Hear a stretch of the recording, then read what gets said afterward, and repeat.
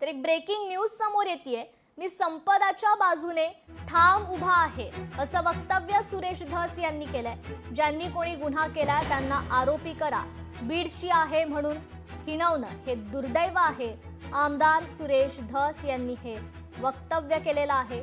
संपदाच्या आईवडिलांनी केवळ 3 एकरावर तिला डॉक्टर केलं आणि तिच्या आत्महत्येच्या म्हणजे सुसाइड नोट मध्ये हातावरती लिहिलेल्या जे कोणी पोलीस उपनिरीक्षक आहेत त्यांच्यावर तो बनकर आहे हे तर आरोपी झालेच पाहिजेत। परंतु संपदाच्या तक्रारीची दखल न घेणारे उपजिल्हा रुग्णालयातील जे कोणी अधिकारी जबाबदार असतील हे सगळेच्या सगळे यामध्ये आरोपी झाले पाहिजेत। याची स्वतंत्र चौकशी झाली पाहिजे। हे जे सगळे आरोपी आहेत सगळ्यांना फासावर लटकवलं पाहिजे असं वक्तव्य सुरेश धसांनी केलंय। की कोण खासदार असतील, त्यांचे कोण पीए असतील, प्रेशर टाकणारे, दबाव टाकणारे हे तपासामध्ये आता पुढे येतील।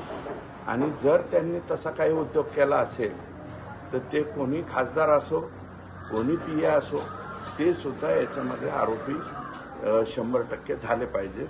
कारण त्यांचाही तेवढाच रोल, कारण त्या लेकरावरती अत्याचार होत होता आणि अत्याचार होत असताना तिने वारंवार तक्रारी केलेल्या।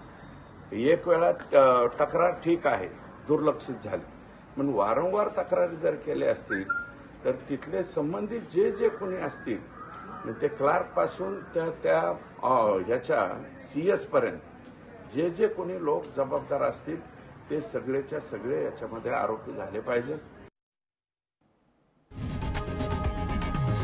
लोकशाही मराठी ऐका, पहा, जागरूक रहा।